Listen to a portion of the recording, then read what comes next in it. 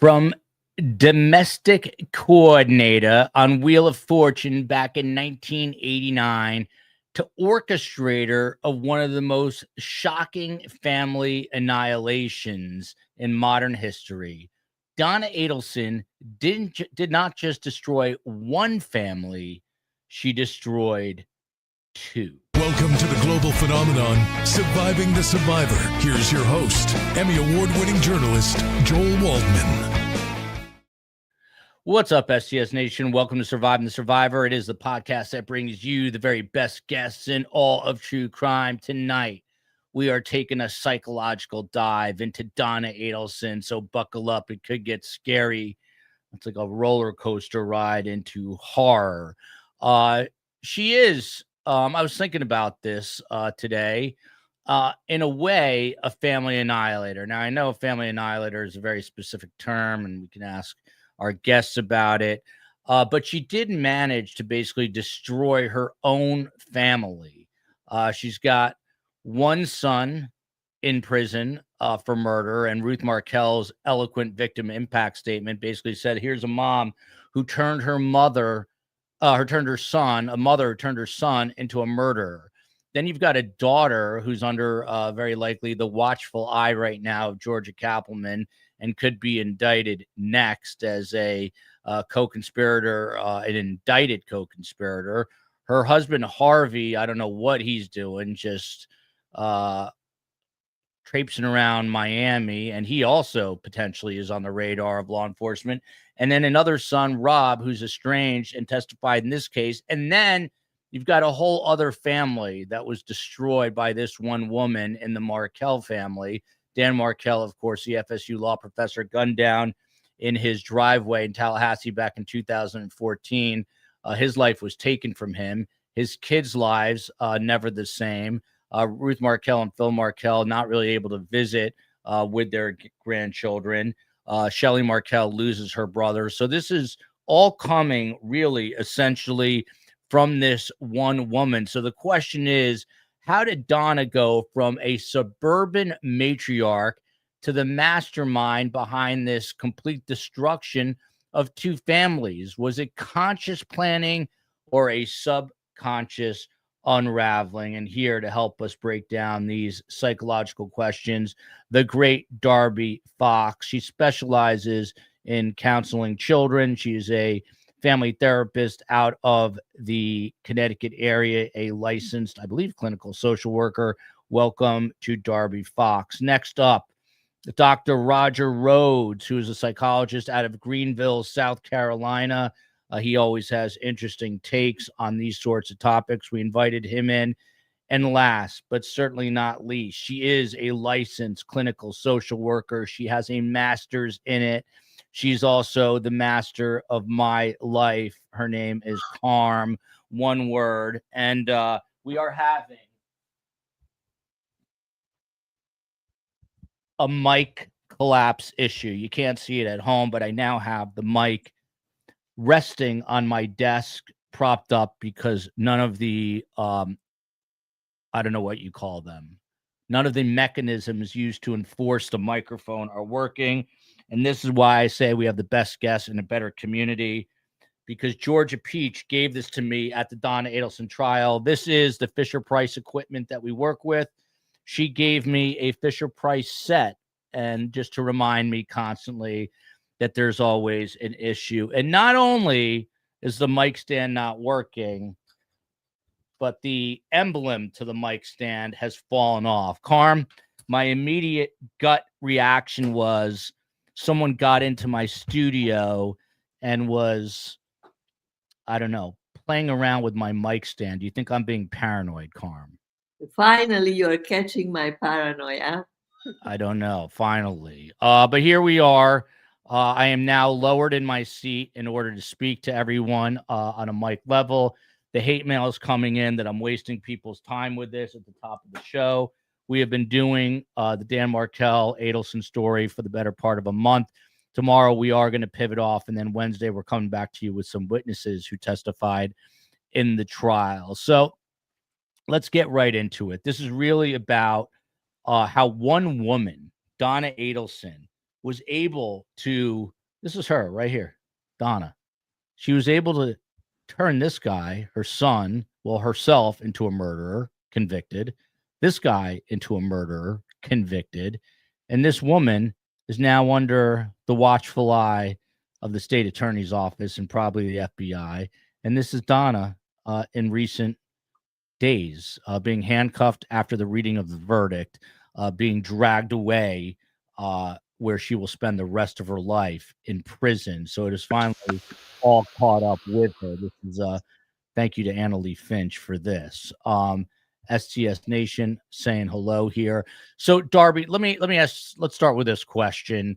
I mean, how do you, back in 1989, and I've been doing some research, we're putting out a video. It's amazing. This is a whole other topic, but a lot of convicted killers have appeared on game shows for whatever reason. I don't know why, but Donna was on Wheel of Fortune in 1989, and she self-identified.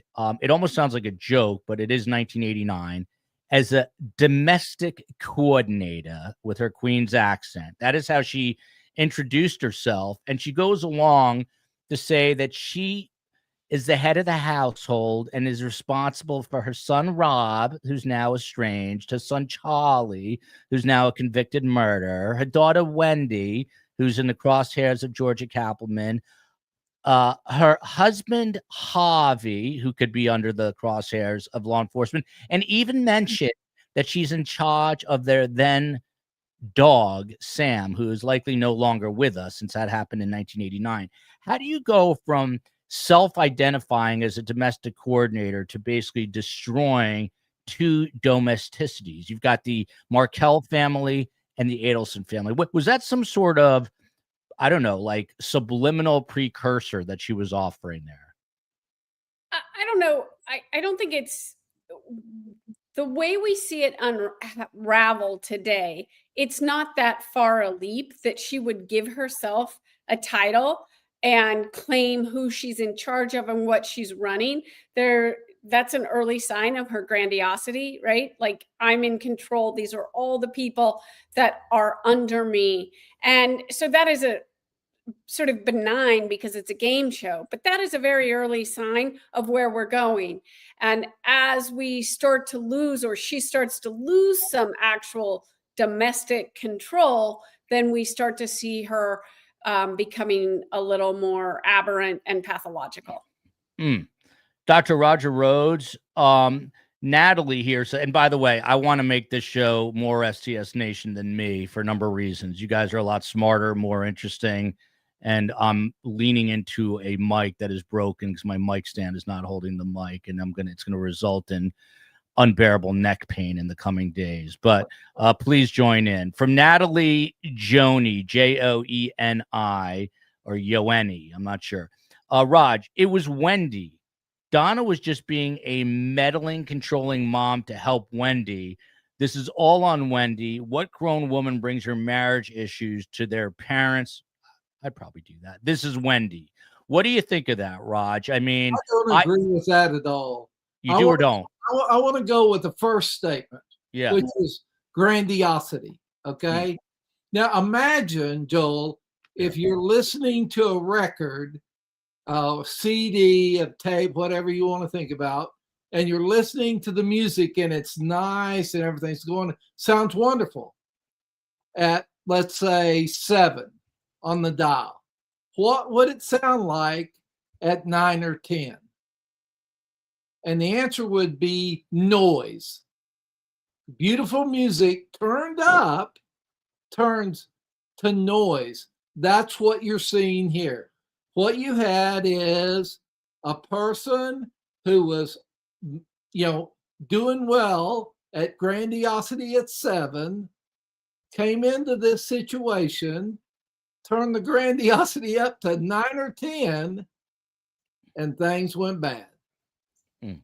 Real bad. Interesting. Okay, Linda Mon, who continues to watch but doesn't always appreciate me. Okay, Joel, let the guest speak. I get it. It is my show, Linda. My show. I started this show. It is my show, but I will let the guest speak. Carm, to you from Marielle.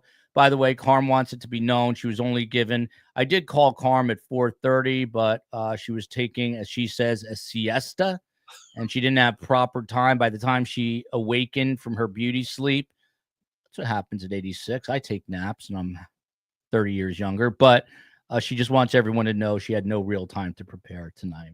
She's not a narcissist at all. Marielle, domestic coordinator, Carm, equals housewife. Even back then, she was extra. It's an interesting comment. She was very serious, by the way. If you go back and watch that, and we are doing a video, if you go back and watch Donna on Wheel of Fortune, she wasn't like, it wasn't like in any sort of self-fun. She was being serious that she was this domestic coordinator. It was a role for her. But is it, I don't know, why does she, other people would say housewife to Marielle's point, but she had to have a title. Why? You asking me? Yes, you, Carm. First of all, you said she could have been tongue-in-cheek saying that. Like I would probably say something like that, tongue-in-cheek, but she took it very seriously, and she needed a title. It's her self-importance. It's her self-importance that made her give herself a title. Many times when you work in an agency as a social worker, they give you titles instead of giving you an increase in your salary. So I guess she was feeling that the title was worth more than the increase in salary, which was 0. Now, Carm, I'm treading dangerous water here. I don't want to pit you against the COE, who's also your daughter-in-law. But this comment is also interesting, which I'm coming back to you from Ursina Z. Wendy and her damsel in distress act. The COE has used those exact same words. The COE has been pulled over by police officers in her past for not having a license, maybe going too fast. And she's able to use her feminine wiles, if you will, maybe bat her eyes at the police officer. There was a time when I was working at Fox News and the entire SWAT team showed up to our house. The COE herself, in her own words, says she has been able to use a damsel in distress act to get things to go her way. And the suggestion here is that Wendy has been doing that her entire life. I'm not trying to equate my wife with Wendy Adelson in any way, but that the COE is an attractive and smart woman, and she can use some of what she has to great effect. Is this what Wendy was doing? Are you asking me? Because I have a whole long story. So just relax, the two other people on this panel, because now I'm going into a dissertation. Carm, usually when I say Carm and I ask a question, it usually does mean I'm asking you. Okay. Yeah. All right. Go ahead. First of all, one of our people, our STS family, suggested that we listen, you in particular, to check out the Guilty Word podcast, because there was a very interesting. This woman is a else. That's why I like that Carm is promoting other podcasts on our show. Go ahead, Carm. No, she and nobody else checked. I listened to that podcast. And the young woman who presented her theory, she's not in the field of psychology at all, but she presented a pretty brilliant thesis and I am footnoting it, so I will not be sued for this, as you would say. She presented how the Donna-Wendy connection happened through her, starting in her childhood, and the way it was analyzed was that Wendy, from the very early age, had to do Donna's bidding, because only when she quote achieved was she rewarded with affection. And so I think she became the valedictorian of her class, correct? Yeah. And there are other details that I will spare you, but the initial thing was that in this family, the theory is that they are all high achievers. One is an attorney and 2 are doctors, the 3 children. But at a price, this was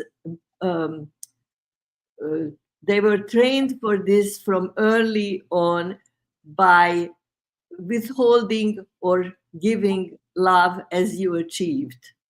So this was a condition. And Donna probably thought that the children were a reflection of her and of her accomplishments. So she would, for example, in this podcast, it was mentioned that when Wendy's 2 sons were very, very little, Donna trained them to know the names of all the presidents, like they were 3 or not even 4. She would train them to say the names of all the presidents. I don't know how many they are. I should know that. But in any case, and the implication was Donna, and then Wendy made the remark that it reminds me because Donna did the same thing with me, meaning with Wendy, and she expected her to perform and to show these things which were totally not necessary and not educational, and just to show off, like the trained monkey, the trained monkey syndrome. And this is what Wendy grew up with, being Donna's daughter. In other words, Donna is so organized with, if you remember, all the calendars, and she marks down everything. She was taking care of the family as a business. So, Carmen, let me just jump in there. So, when she teaches when she teaches the grandchildren all the presidents' names and the order that they're present, it's not so that they're gaining the knowledge of presidential history. It's so that Donna they don't even understand what they are rattling off. So it's for Donna's narcissism, is what you're saying. Yes, that's what this was, and I wonder how did these boys. And I don't want to worry the Markels or anybody else, but I wonder, Donna being the one who raised the boys, basically, and that's a fact that Wendy was working and Donna raised her grandchildren. Like even the day of the bomb, she was going to the school to pick them up. I wonder how much of that education will affect them, because she was just continuing the pattern of giving affection for doing the bidding of what she wanted them to do. So while they were, I'm sure, very bright boys, they still, it will have a consequence later on the way they were raised. So, Darby, let me ask you a question, because I've heard this from multiple people, that Donna's affection for Wendy, and someone said Wendy's the puppet master, which made me think of it, but that Donna's affection for Wendy superseded her affection for the other 2 boys. Maybe one of the reasons that Rob's estranged, and now Charlie's a convicted killer. What do you think of that? Like, she glorified Wendy more than the other 2 children who happened to be boys. I don't know if that's common. If you're generally, I think, I don't know. I mean, mothers tend to favor sons. I know Carm maybe favored me a little bit. I know, I don't know. Is there something there that it appears, by all accounts, Donna put her on a level above her 2 sons? Well, I don't know. I would look at that slightly differently, and I don't know that I don't know that it's correct, but my opinion would be a little differently. I think that Wendy was easier to manipulate than her sons. And there's that mother-daughter thing, and I think I don't think Wendy is pulling all the strings. I think Wendy was terrified to do anything that her mother didn't approve of, because her mother's approval was so much more significant to her and to her life, such that she would even allow her mother to be involved in her marriage and kill her husband when things weren't going as she wanted. So I would kind of flip that over. I think the boys, particularly Rob, the oldest, we would use the term as the healthiest. I mean, he's able to live his own life. He's successful as an ENT doctor. He's in New York. So that distance also gives us, he was able to get out of the web, if you will. Yeah. Raj, to you, one of the things that there were some jailhouse informants involved in Donna's trial. And one of the things that they said that Donna had said is that, it was her idea and it kind of snowballed and got out of control. My question is, how do you go from, what appears to be a seemingly normal suburban mother in Donna Adelson to literally orchestrating a murder? I mean, there's a lot of overbearing mothers who are meddling in their children's business. What makes Donna, what sets her apart that she actually is now a convicted killer? Lack of the thought of accountability. See, you're saying there's mothers, they try to control, they do, but they come to a point and they realize, wait a minute, if I do this, it's going to cost me. And so they think about the costs, and that brings them to, I need to stop this crap. But when I have a thought of, hey, they're never going to catch me, I'm not going to be accountable for this, then you don't ask why, you ask why not. And that's what she did. And that then allowed her to do whatever she's got to do to get it done. She was the initial controlling mother-in-law is not unusual, or mother, either one is not unusual. It's going the extra mile that's the problem. Carm, this question from Sandy Baker, and please keep the questions coming. Interesting. Sandy with an I, not a Y, like Wendy. You watched the trial, Carm.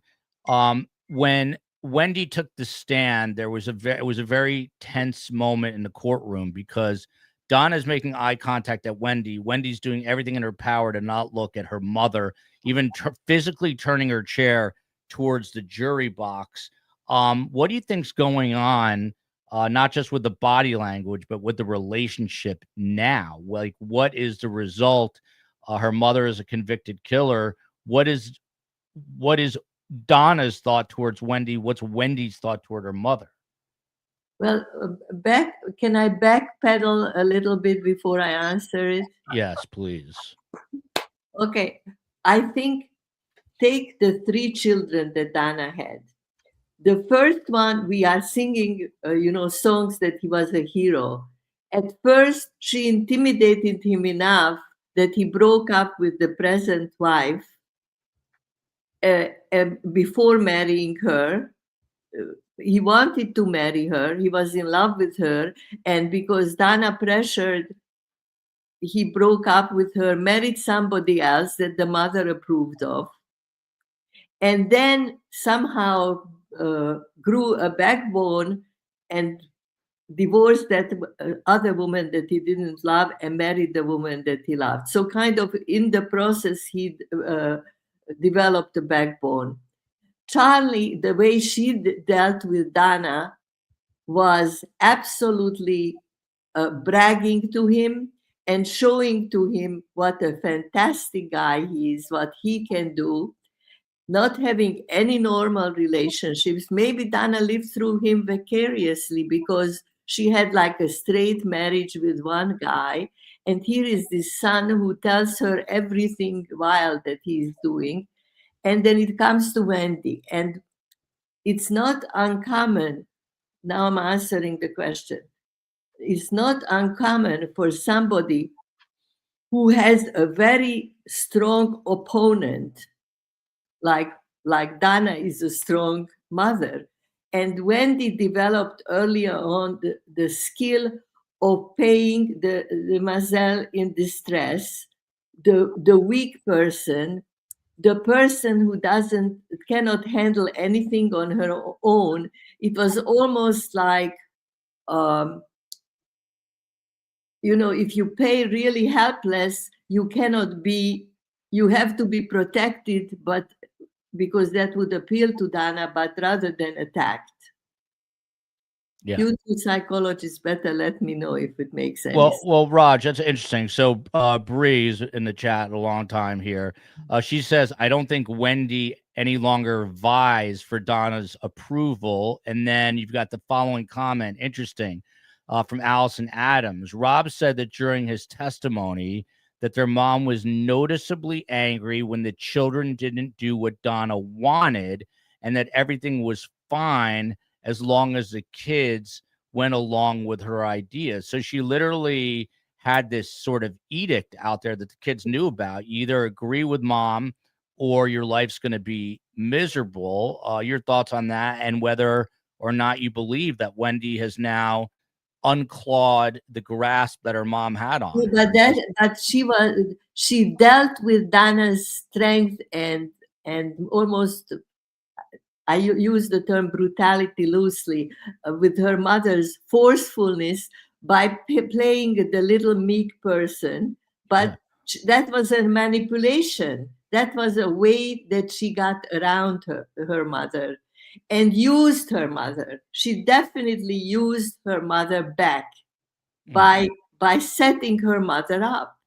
Now, Raj, Carm's taking your questions, but Carm's doing good. Carm, you can jump in anytime. No, that's because he asked me the last minute, and I have thought about it. I don't think she's vying. I think what you're seeing is a move of position. Okay, what she's trying to say is, don't convict me. I'm not with her and my brother. That's really what it's looking like. Do I think they're still very connected? Yeah, I think they're very connected. Do I think she was in control? Her mother was in control? Oh, heck yeah. And, at the core of so many mental health issues is the issue of control. When you look at people and they're not, mentally doing well, and you start digging down, you realize they have control issues. And that certainly plays out in these family dynamics. That's interesting. And Melissa Navone's comment here to Darby, Wendy's getting blamed here a lot. Guys, she was raised by Donna. That's a good point. And Darby, it brings me to another point. I mean, you deal with families and children daily. What is, in your opinion, and I think it's getting harder and harder with social media and all that, but what is, in your opinion, a successful way? What do parents need to do to raise strong, independent children? There's got to be a fine line between parenting too much and not parenting enough. What's the sweet spot for raising good kids? Well, I think to be a healthy parent, you have to be able to let go of your kids and know that their decisions aren't necessarily a reflection of you.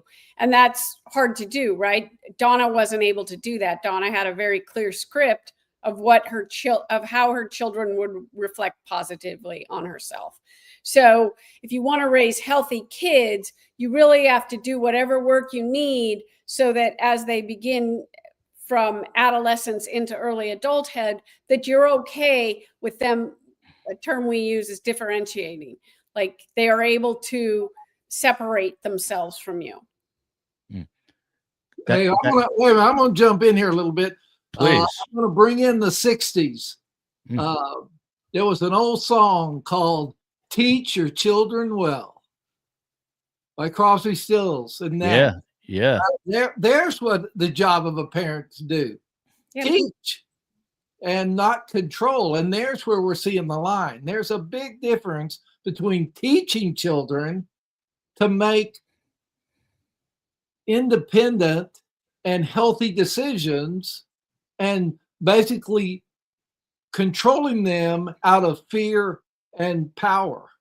Raj, let me digress for 1 second because it's top of mind. By the way, Evan Elizabeth Duke just super chat here, Carm, for a new lipstick for you. I will personally take you and we will pick out a shade of lipstick for you. Raj. Wait, what about my lipstick? You get okay. Raj, we'll get you mascara. But Raj, let me ask you a question. So, I live in Miami, but the hurricanes are generally on the outside of the house, not on the inside, and things have been very messy in my house. My kids have lost. Wait a minute, Joel. You yes. know what you call that messy in my house? What do you call that? Life. Well, this is what happened. Life is messy. Why are we preaching everybody's, the Brady Bunch and everything goes wonderful. Everybody smiles and wears the right outfits. Well, that's crap. Well, here's the thing. Have you ever heard of cleanliness is next to godliness? So on Saturday, I was inspired, and I spent the next day and a half cleaning all the clutter. The COE helped me. And I instructed my kids to help me as well. And I told them that bags get hung now. Shoes do not get left in the living room. Your headphones don't get left on the kitchen table. And beginning immediately, without warning, without anything, beginning immediately, if I find stuff, it is going directly in the trash compactor. And sure enough, today, my 6-year-old left his little Crocs, his shoes, on a table, and I proceeded to put them into the trash bin and told him he could find them there. Am I being a bad parent? How do I stop this endless cycle of absolute messiness and disaster so I don't end up like Donna Adelson and my kids don't end up behind bars? That's why. Okay, you ready? Yes. Okay. What you need to be more like is a highway patrolman. Mm-hmm. Okay. If they break the law, there's a cost to that. You don't need to be angry. You don't need to make threats. You give them a ticket, say this is what it's going to cost you to get it back. But Roger, what? Look, I know Lisa said they already said I'm a bad parent. One of the secrets of educating is consistency. You cannot tell them one day to, one is 6-year-old, one is 9, and one is 11. You cannot tell them one day, now everything has to be so and so, and then you don't say anything for 3 months. This is Carm. Now Carm is coming in to criticize. Darby, what is the answer to getting a clean home from your children? We digress for a minute. I will get back to Donna and her craziness, but how do I get my kids to understand that they cannot leave stuff anywhere and everywhere at their heart's desire? I wouldn't throw it in the trash, because end of the day, that ends up costing you and the COE. You got to buy a new pair of Crocs, but I would take them, right? I would accountability, just like Raj said, and Carm, it's consistency and it's accountability. Yes. And it's said with an even voice. I'm sorry, you don't have shoes to go to school the next day, or I don't know where your cleats are. You left them where you shouldn't have left them. And they got to show up at soccer and they don't have cleats, and then someone else is mad at them. So they start to learn that way, but it's consistency. There you go. And by the way, for the record, I put him on top of the garbage. Okay. What I'm going to say is, you want to teach them what they're going to see in life. Okay. In life, you have what's called a speed limit sign. Okay. And that then says, if you go over this limit, it's going to cost you. It doesn't say you can't go over the limit. It just tells you it's going to cost you. And they can take then the lesson they learned at home, doing this cost me, to living life as an adult and realizing there's things I do that are going to cost me. But when I have no accountability, which I talked about before in this case, then they think I can speed and it's not going to cost me anything. And that is a lie. Wow. But you know why he has this issue? Like Donna and Wendy. Because I was a very permissive parent, and I could, I would make jokes like Joel is a Buddhist. Some branches of Buddhism, they won't touch a fly. They will not move objects. Everything is holy. I said, Joel is a Buddhist. He doesn't touch the drugs, So he was raised very permissively. And that's what's reflect. Now he's confused. He doesn't know what to do about his own kid. It's all me. Yeah, and all I'm saying is be a state patrol guy. Treat them like if you go up to them, you're nice. You tell what does a patrolman when he stops the car come up and say? Does he come up and take a stick and hit you or a gun and try to shoot you? He says, "How's your day going, sir?" And then he says, "Do you know why I stopped you?" Okay. I'm going to use that line. I guarantee what you're going to find is that would be under the umbrella of life lesson. That's a life lesson. If we operated that way, we would be compassionate. Carm, your biggest mistake is you love too much. How dare you be that mother? I think we're all, whatever we do is wrong. I think that's the answer. But there is wrong and wrong. I think Donna's was a little bit too far, to say the least. And the way Wendy, for example, what Wendy did with Donna's behavior, when she got the notice from the courts that she was denied going to Miami after the divorce, and that her ex-husband won this case that he wanted his children near him in Tallahassee, she did not tell her mother because she was intimidated. She was still trying to please her, but allegedly, according to other stories, she was relieved in a certain way to be forced to be separated from her mother. It was a very complicated relationship, but she certainly set the murder. Wendy alleged she's innocent until proven guilty, but it looks like from the outside that she was the one who, with her complaining, set the whole murder into motion. Yeah. That's interesting. We'll continue to dive into that. We've got New Zealand in the house here, followed by this comment. I'd rather talk about my kids than Donna, meaning my kids. And then you've got this: teach your children to think critically and develop interests apart from yours, and support good choices. Become a trusted advisor to them. There's no way to learn how to be a good parent. You just have to do it. But to think critically, yeah. Wait a minute. First thing you've got to realize is children are going to listen to parents for 18 years. Mm-hmm. But at 18 and one day, they stop listening. Raj, I'm 56. Why do I still listen to my mom? Because of her wisdom. Yes. Amen. Yeah. I couldn't have said it better, Joel. Darby. Never too late to brainwash him. Darby's the only civilized one on this panel. Darby, let me ask you this question. So, psychological mechanisms that allow Donna, I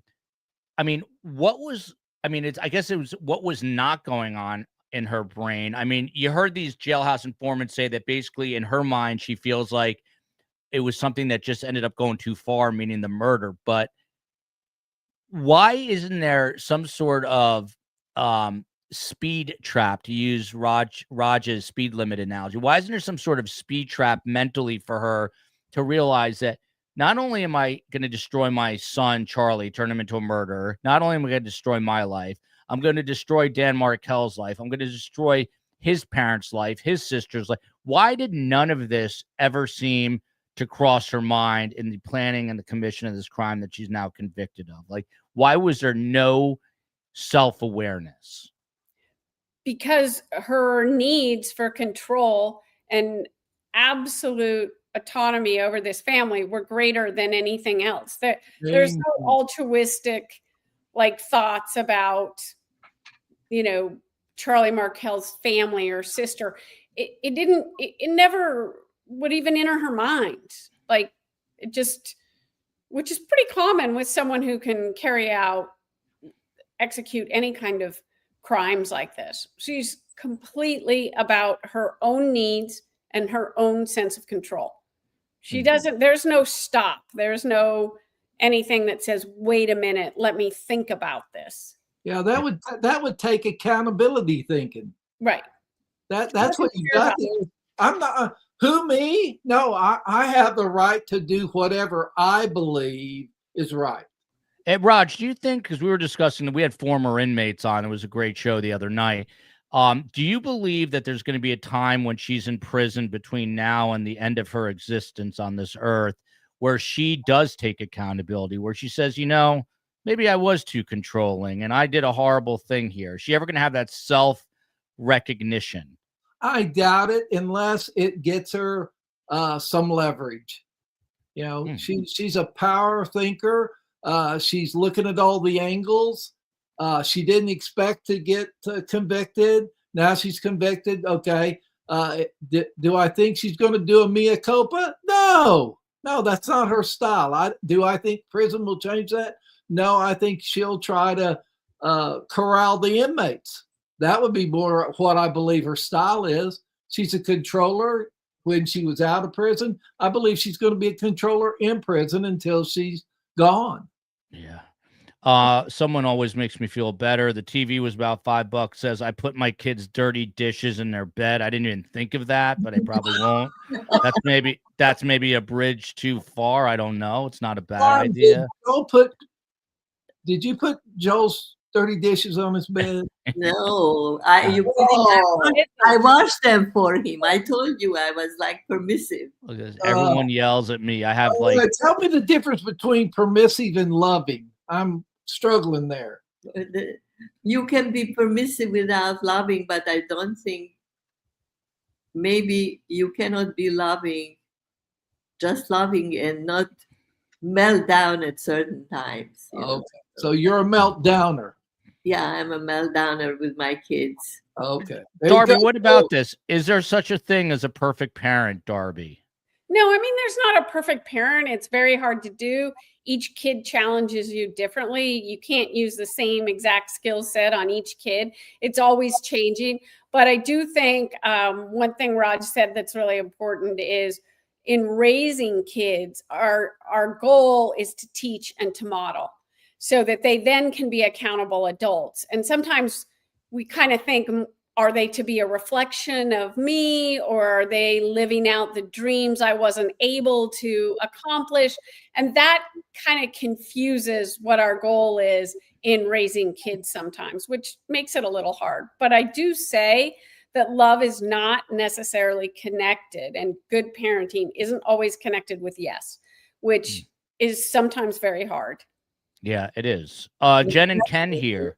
Raj, wouldn't you say that this family is afflicted with narcissistic personality disorder? Before you answer that, my dad was a psychiatrist and very anti-labeling. Yes. I feel like we label everyone now a narcissist. So what does this mean even? And do you agree with it? I think it's us trying to act smarter than we are. And I think it's easy to label, and it's lazy thinking.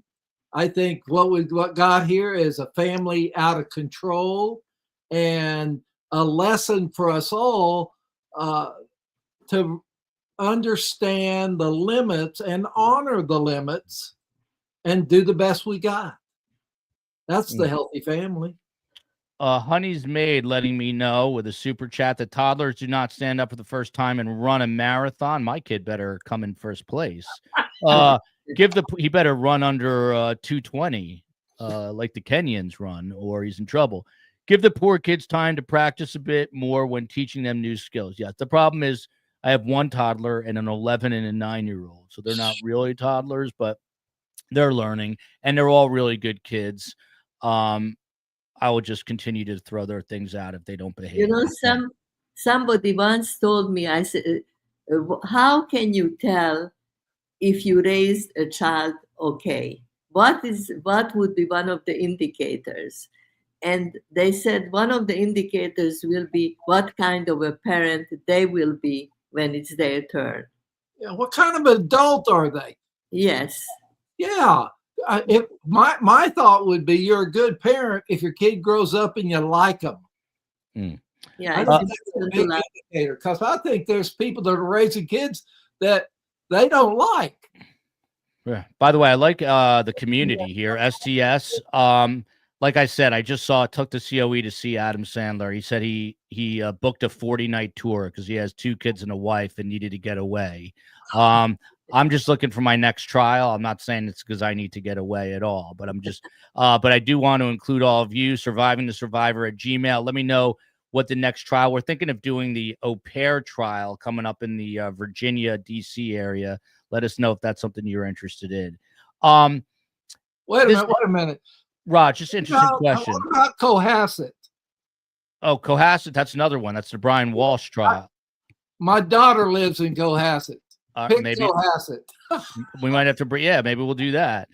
Raj, to you from Beachside Boomer, do you think that Wendy has found a newfound sense of freedom since severing her life from Donna? I mean, now it's a forced severance.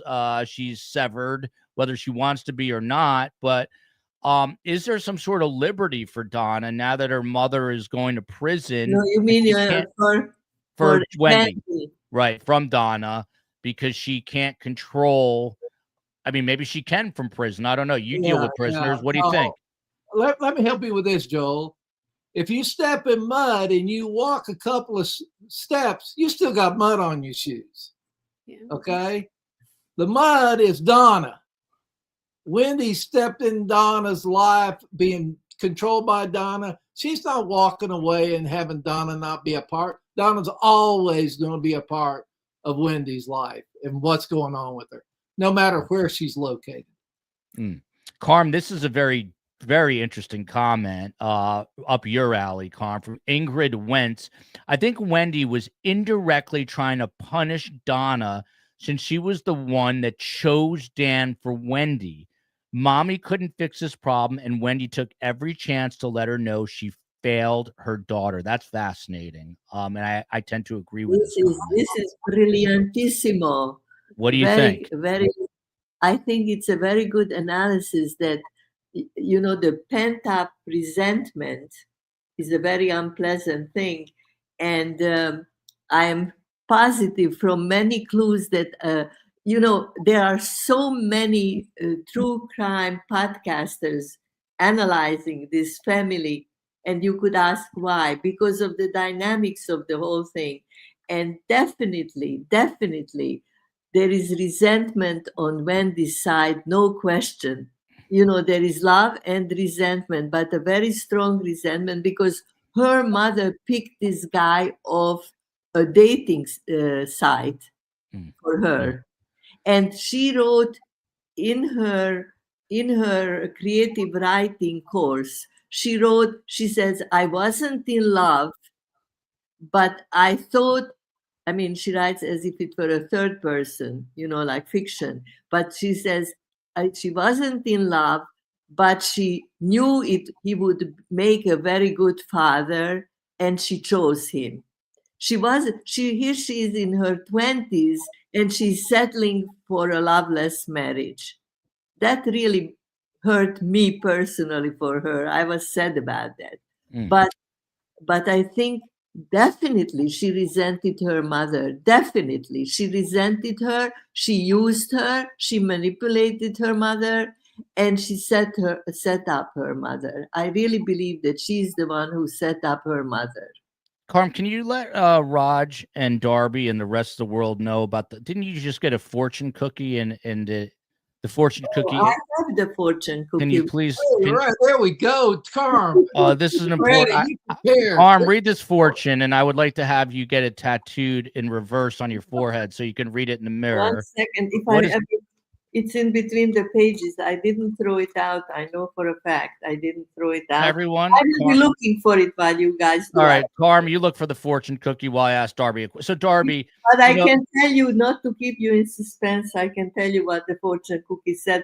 Look for the actual for. We'll give you a minute to actually look for the fortune cookie. But Darby, to you, there is a specific term. It's like, I don't know if it's a forensic psychological term, but family annihilator, right? And like Chris Watts, a family annihilator, Scott Peterson, John List in New Jersey murdered his whole family. And I was thinking about it today, And Donna is, in essence, a family annihilator. She, in a way, like she destroyed her entire family. She's going to prison. Her son's in prison. Her other son's estranged. Wendy doesn't talk to her.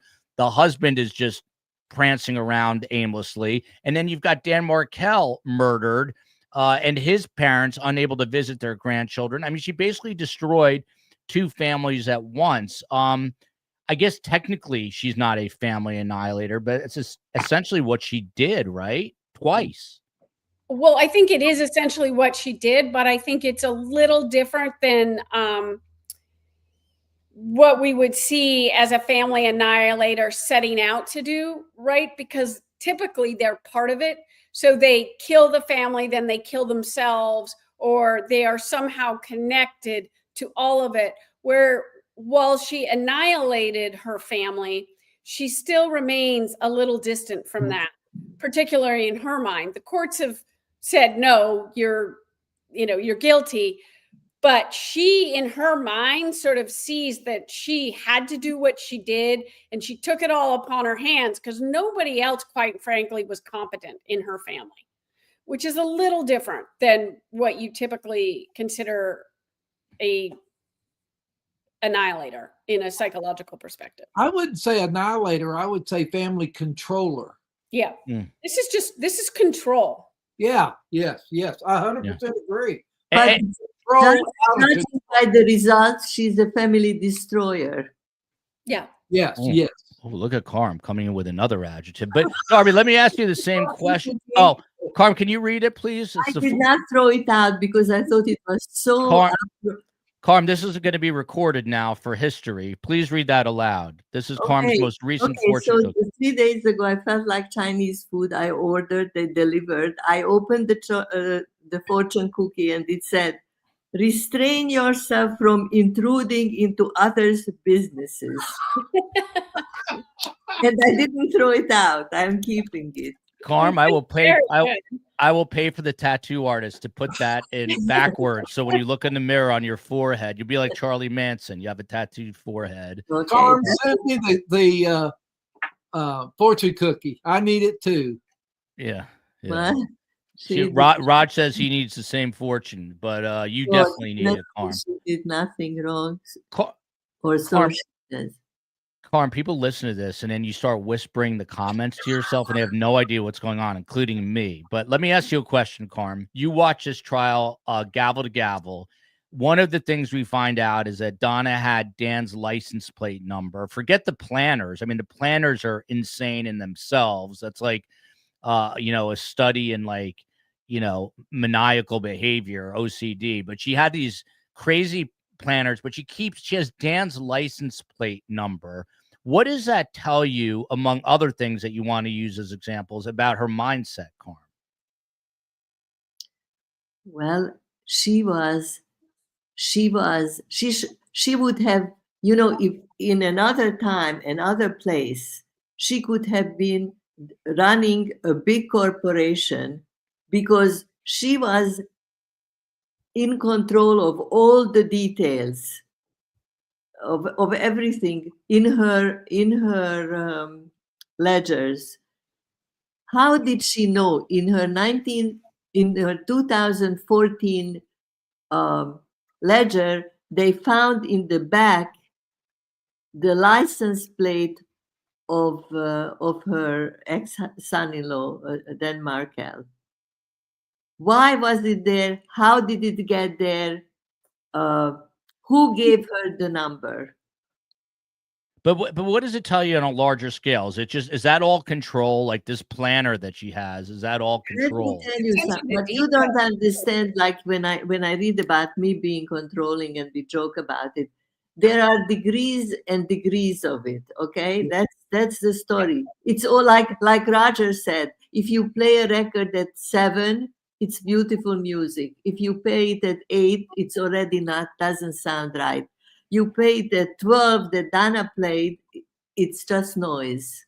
Amen. Darby, noise. That's what we're saying. This is a story of family noise. Interesting. Darby, you were going to say something there. Hop in. No, I think she had to have it. So she didn't know exactly what she'd need it for. She had this record. Would she need it to give it to the hitman?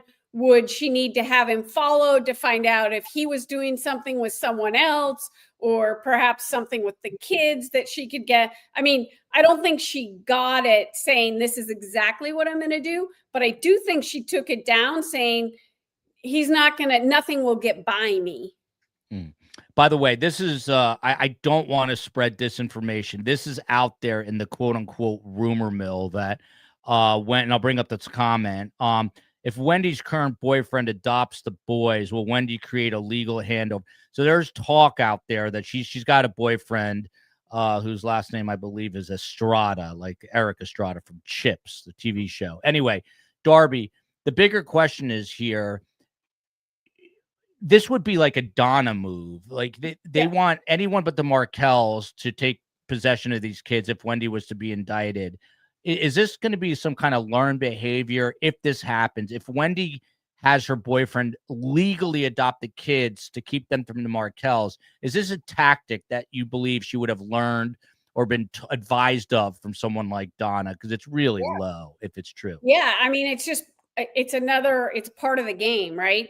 But I don't know about Florida law, but in many states in the country, she won't be able to do that because we defer back to biological, and the Markels would have a biological connection. They won't give it to someone that's especially at the boy's age now, that is adopting them in these circumstances through marriage. So I don't think it will work, but it is something she learned. She came by it honestly from her mom. Yeah. Raj, you care to comment on that? We don't know that this is true. Don't know that's happening, but I do have some inkling that at least it's a thought in her mind. Let's put it that way. What would you be surprised to find out, Raj, I guess, if she somehow had her current boyfriend adopt the children as a way to impede the Markel's chance of having these kids one day? The bigger issue is, would she try?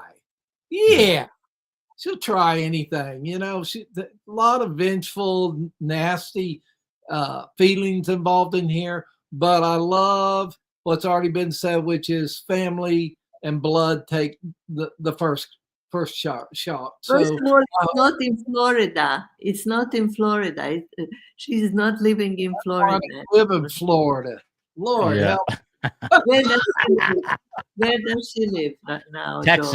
Texas, or there's rumors she might be in Colorado. But Carm, look at this comment from Bonsai here. Wendy set up her mother in regards to having Dan killed, but you also think she set up her mother and Charlie to go to prison. Another fascinating comment. I mean, was Wendy playing 5D chess while Donna was playing 4D chess, Carm? No, I don't think she thought that far. Nobody thought that far. If they would have been thinking that far, that it wouldn't have come to that. But by the way, it wasn't Donna, I think, alone who changed the children's name to Adelson. It was Wendy who did it. She could be the only one who does it legally, and she did it. She changed their names. And I have to, can I say something horrible? Yeah, please. As long as it's not about me. Please say something horrible. But God willing, and I pray, because I know the Markels now. I had the pleasure of meeting them, and they're wonderful, wonderful, wonderful people. But I'm praying and hoping that Donna, taking care of the children from the age of 3 until the age of 14, she was really the primary caretaker, because Wendy was working, dating, doing other things. And she was the one who was poisoning their minds. And I hope that it doesn't become like part of who they are, the children, so that the tragedy would continue. Well, Darby, what about that? Because very good point, Carm. And Darby, what do you think of that? Because I mean, Carm, you bring up a really important point, because their primary years of developing a sense of self, an ego, all of those things would be tainted by Donna. And she very purposefully did that. So the boys could be angry. They could say, no, we don't want to go to the Markels. There could be a lot of, it could be pretty detrimental. I mean, who knows? I don't know them at all, but it could be too late. There's also equally good chance that they're terrified and really would relish being away from such a controlling person, because Donna also was very it's very conditional love. If you do as I say, you will be rewarded. If you don't, I would imagine she was pretty harsh. I think it's going to be scary when they get old enough to marry someone and the people they marry don't know this. I think that's where it's going to get bad. You mean you feel sorry for their wives already? Amen. Amen. Yeah. Well, really? it may not be anything, but boy, there's a snake in the woodpile there. Whoa, snake in the woodpile. That's an Oklahoma phrase. It sounds like sooner born and sooner bred. When I die, I'll be sooner dead. Oklahoma, who wins in? Come on, boys. Let's get a national championship. Let's do it. Yeah. What's their Roger? Are they undefeated this season? Yes. All right, let's do it. I'm rooting for Oklahoma from now on. They beat my good friend Matt Broad's Michigan team, so screw Matt. Nurse for God, gifted 10 surviving the Survivor. It kind of blows my mind, Raj, and I'm going to take a lot of heat for this, that grown men and women every Saturday fill stadiums, 100,000 people cheering for guys who are 18 years old throwing around a pigskin. But as my dad said, and I'm a football fan, but everyone's got their religion, right? Everyone's into something, and I guess better being in college football than nothing at all, right, Raj? Well, I'll tell you the biggest thing there and why so many people are attracted to it. Yeah. It's clearly two sides. They fight it out. Mm-hmm. And there's no question and they keep score, so you know at the end who wins. And I think in this day and age, it's hard to figure out who wins, and that's why people love sports with the scores. I agree, but I'll have another interpretation. Would you like mine? My interpretation, everyone's lives are absolutely miserable, so anything that distracts from their day-to-day, mundane, horrible existences is a win for them. And if they can dress up like a 7-year-old and put on a jersey and root for their team, that's what they're going to do. And every weekend's Halloween for a whole group of people. Yeah, buddy. Here comes my hate mail in droves. You deserve it. You absolutely deserve. You must. I learned that, but my dad used to tell me that. Let's learn behavior. I'll blame it on my dad. My dad's not even here to defend himself. We talking about practice. Carm, when I'm reading a comment, I love you, but no one knows what's going on because then you start to read and no one knows what you're doing. Question for Carm. Will Wendy take the stand? Now here comes more hate mail. I can't believe how rude you are to your mother. You cut her off. Will Wendy take her stand at her trial, Carm? This is a question about the future. If Wendy is indicted, would she take the stand? Donna did not. Would Harvey take the stand at his trial? What do you think, Carm, if you had to look into your crystal ball? Well, Wendy has a very protective, very good attorney who, even when she had to, under protection, legal protection, that she cannot be held responsible, he was in the courtroom, and every time she opened her mouth before that, she gave him a sign. Did you notice that? Joel? What? Yeah. You mean what? Yeah, Donna and Harvey, you're saying? No, Donna and Harvey. The attorney for Wendy, when she testified under immunity, she wouldn't open her mouth until she had eye contact with her attorney. And at one point, he jumped up and went and said, "We cannot do this for this legal reason and that legal reason." He's a good attorney. I didn't know that. Before we break up, I prepared some idea that I just was born in the last second, and I love to share with you. Totally. And that was actually, I forgot their names. You know, in Romeo and Juliet by Shakespeare, there are the Montagus and the Capulets. And it repeats itself so much in the world, you know, that like the Markels were truly out of the picture. They were in Montreal and minding their business, but somehow they were drawn into this tragedy. And now they are part of this, like these two families. Yeah. Interesting, Carm. What? It was an interesting comment. Interesting. Thank you. JB Woolley here.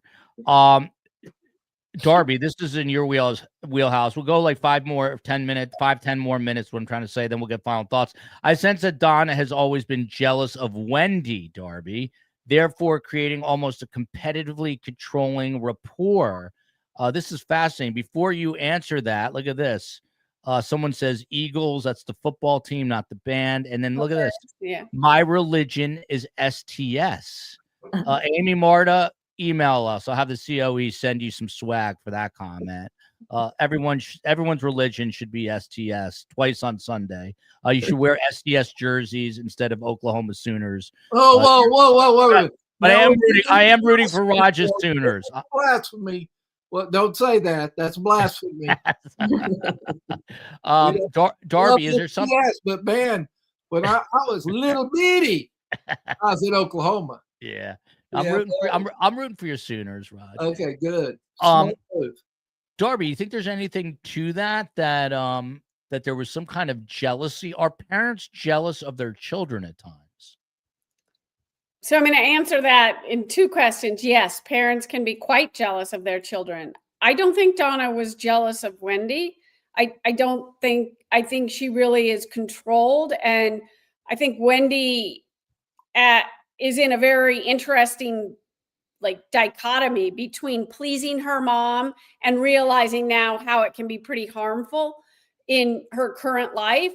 But I don't think that Donna thinks I'm jealous of my daughter. I don't think she is motivated by jealousy. A person that is so grandiose, so narcissistic, if we have to use it, and in their own world is not jealous of their children. Yeah. Another question for Darby here from Top Cat. For Darby, what do you think about Donna's totally dismissing the fact that apparently one of her boys was very sad and upset about missing his father? Obviously a normal reaction, and I guess telling the boy, well, get over it. I mean, that shows you what she's like. She doesn't really care. It wasn't really about these little boys or what might be best for these boys, or she wouldn't have had them taken out. So I mean, it's what we would expect from someone who could manipulate enough to reach out and have the boy's father murdered. Yeah, I mean, Rod, she called them her sunshines, right? But to what degree do you think she really cares about these grandchildren and her children relative to her own sense of control and goodwill? I think she looks at all that crowd like she looks at her car or her jewelry or her clothes. Yeah. You know, what's the value? How does it make me look? How do these kids make me look? How do these family members make me look? The world's all about me. That's where her head is. I don't want to sound like it's all about me either, Raj, but look at this. In STS We Trust, COE was going to make a shirt in STS We Trust. You know what? The COE was actually going to make that shirt. And even I said that's a bit too much because I don't want to make it seem like that we are godlike here at STS. I don't do football, so for me, it's STS all the way. There you go. We should make STS jerseys. We realize that. I'm sad for Sandy. All I've got to say is, I'm sad. You know. We are joking, but it's really like a Shakespearean tragedy. Oh. Yes, tragedy is a great word. The 21st century. The intergenerational harm to these boys is really sad. Exactly. Not to mention Charlie has a child who also is growing up without a father. Yep. And the other day I heard statistics about children who grow up without a father, me being one of those, but it's not a good statistic, without. And Carm, while you're on that thought, since this is a super chat from Dr. Vonda K, our friend, children remember in ways beyond words. And you lost your own father to the Auschwitz gas chamber. How much, I like to throw that in there, Carm. Yeah, I know. I wish you wouldn't. How much of their father's loss will the Markel boys carry within them? Interesting. You're just talking about this. So Dr. Vonda K wants to know, is that something that they carry around, I assume, for the rest of their lives? Absolutely. Yeah. And a good chance they pass it on to their children. Unless, we can break that cycle. And you know what is also very tragic, speaking of tragedies, what is very tragic that this event took place in 2014. And now we are in 2025. And the Markels, both Phil and Ruth, are not getting any younger, and they're getting really older and more vulnerable, and they had to wait all these 11 years for justice to be served to a degree. It is because in the meantime, during this period of time, their grandchildren were maybe brainwashed. It's not impossible that their grandchildren were brainwashed. And a lot of people think that they were. Yeah. So from first one here, this is open to the whole panel, but I'll ask Darby first. Does any of the panel, Darby, believe that Donna didn't actually mean for Dan to get killed? Please elaborate, because again, she's saying, well, it just went too far. Do you think there was any intention other than to have him murdered, Darby? No. I mean, it wouldn't have, the whole thing, it wasn't like she was going to scare him a little bit. And then what would that do? It would have still been the same situation, right? So I think she had to get him out of the way in order to be able to control her family. Micromanaging, Joel, allow for that thought. If you micromanage, how's it going to be carried out, but precisely by your rule? She's a micromanager, and she micromanaged this. She had purpose, A, B, C. There was not a variation from that design. Yeah. Well, Raj, let me ask you this. So Diane Doherty says truth breaks the cycle, but if you're, we're just talking about the Adelson children, right, who are really the Markel children. I mean, the fact that they've lost their father at such a young age, how is there any way that it won't impact them their whole lives? Is there any way around that, or is there a way to channel it for some good somehow? Well, it will affect them their whole life. They really have to watch out for it. And with any loss, the specific and purposeful way people grieve can help people heal better. So the healing is in the grieving.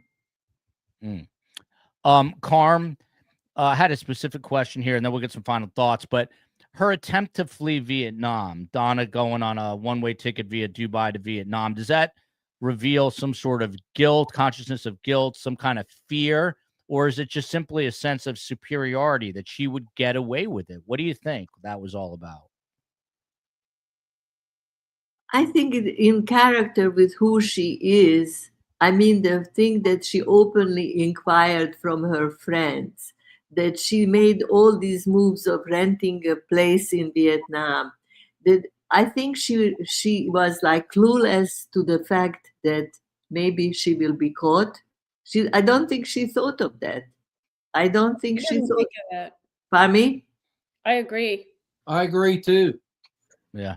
And Darby, let me ask you this again. I was just thinking of this term family annihilator today, which is kind of how we arrived at this show. But someone like Donna versus, so Chris Watts murdered his whole family, right? And two young children. But if you're comparing it to someone like that, and I know it's apples to oranges in a way, but she destroyed these two families over a period of time. And it was kind of like, I guess the expression, a very slow burn, as opposed to, either a very premeditated, quick murder. I mean, I know one's not better than the other. They're different, but how are they different? Well, I think she would not Donna would not take responsibility for destroying the family. I don't think she actually sees it as such, that it's destroyed. And I think that that's a big difference. An annihilator acts, yes, it's usually quicker, but sometimes they may end up killing themselves because they feel a little moment of remorse or whatever. They want to be in it with someone. But I think Donna really hasn't yet acknowledged her role in destroying the family. And I think that's a very big difference. Yeah, one of the core issues in Family Annihilator is the issue of ownership. Yeah. I think Family Annihilators take ownership. I'm here to kill them all, and I'm going to do it, and then I'm going to kill me. I don't think that was the same dynamics involved. No, and also, strange as it sounds, it would have been, in a certain way, less dramatic and less horrible if this whole thing would have gone down in 3 months. Because then the children would be not exposed to this for this length of. I'm very hung up on the children. Yeah. But because it dragged out for so long, and they lived completely. They are bright boys. They will have to realize that they lived a lie from the age of 3 or 4 until the age of 14 or 15. They lived a lie. They didn't live the truth, because they were raised by a grandmother who was a murderer. Carm, I would take a lie detector test. I literally have not thought about mentioning the book once tonight, but then I got this comment just now from Kathy Weirley, late but here. Carm, I loved your book. Joel. I'll be reading it again. But she says, I loved your book. It's actually my book about you, Carm. And you sign you sign my books. The book is available everywhere. It's on Audible. Be in the South, say y'all. Y'all. Carm voices the book on Audible. It's 20% her Holocaust story. You get to hear Joel, you are uplifting stories about her dad being gassed in Auschwitz, and the rest is life advice so you don't end up like the Adelsons. Available on Audible with Carm voicing it in that mellifluous voice. We recorded it at a rap studio in Miami. There you go. Raj. Fabulous. It was like in the seedy, dark alleys of... Carm, you loved it. I loved it. Hey, Carm, did you score some dope while you were there? I could have. I'm too old for it. They were all on it when we got there. I breathed in the air. Just the air smelled of dope. It was this cloud of marijuana there. His name is Dr. Roger Rhodes. He's an Oklahoma Sooners fan, and the Sooners are going to win the national championship this year, otherwise known as the Natty. Raj, your final thoughts, but also what lesson or lessons can we learn from Donna Adelson's no good, very bad, horrible, terrible life that she's lived so far? I'm in a musical set of mind. I'm thinking about a band called 38 Special that says, hold on loosely, but not too tight. And that's the message. Love. It's a good education. It's a very good, it could be in a book about raising children, Yes. Yeah. Hold on loosely. I got to give Carm the last word, which means Darby Fox gets the next word. She is a family therapist from the Connecticut area. There's a super chat here. Will the kids resent their mom, Uncle Charlie, Don, and Harvey when they find out the truth of everyone's role in their father's death? What about that, Darby, and your final thoughts here? Yes, I think they will. I think there'll be some confusion and disappointment, and that will be their, if you will, work through the next several years of their lives. If they ever really work through that, there will be a great deal of guilt and sorrow, disbelief. Yes, it will be very hard for these kids to wrestle with. And that is another tragedy of the story. Tally girl loves when Carm scolds me. I think people get it's a depraved thrill that others get, and I have to live through it. It's fine with me. Carm, victim. You're the matriarch of the show. Carm, you get the final question. Okay. Actually, you get two final questions and then your final thought. One of the things that it's interesting to me is we have the great Phil Waters on, a homicide detective. He's investigated 400 homicides. He says it's always money, sex, or drugs. Those are the three basic motivators behind murders. In this case, it was literally moving to Miami. It was a custody battle. It kind of goes out of the typical motivators for murder. Why was Donna so intent, Carm, on having her grandbabies move down to Miami from Tallahassee? Why was that so important? Joel, we just spent an hour and a half talking about the fact that she had to control the situation. She's got to put me down. Carm, from day one, Carm, you said that Harvey is complicit. Why do you think Harvey stayed in lockstep with Donna, even as their lives were unraveling? What is it about Harvey? I'm glad you asked, because what is very strange in this relationship of this family, I think the husband and wife got along and they loved it. It was a love marriage between Harvey and Donna. And he was kind of, I always thought he was a little meeker than he appeared at this last trial. Joel and I both felt that, just observing him. I don't know if you guys saw him at the trial now in Tallahassee. He did not look meek.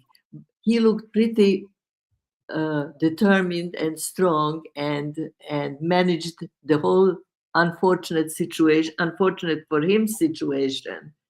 But you know what? He looks like the kind of guy that would hire a hitman. Exactly. So he maybe his genes and Charlie's genes, maybe it has something to do with that too. Maybe they were, they wanted to see blood. Carm knows my favorite part of the day is coming up, where I get to go read some viewer comments and find out get all the hate mail. Carm, I'll share it with you. Justice Jane, October 9th is Dan Markel's birthday. Perhaps there will be an arrest for Harvey and or Wendy on Dan's birthday. I wouldn't put it past Georgia to make that a special day. No. That would be epic and a long time coming. She's not like that. She's a little like that, Carm. Carm, your final thoughts here. And someone says quite simply, Harvey is whipped. You know what that means, Carm? Harvey is whipped. Yeah, you know what that means, Carm? And like he's spooked.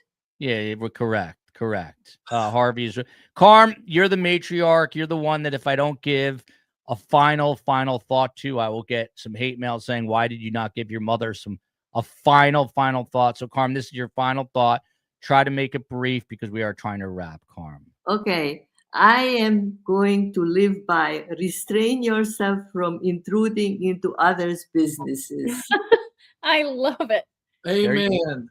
There you go. That's the fortune cookie. Live by that fortune cookie, everyone, not just Carm. Love you all. Love you, America. We'll see you tomorrow.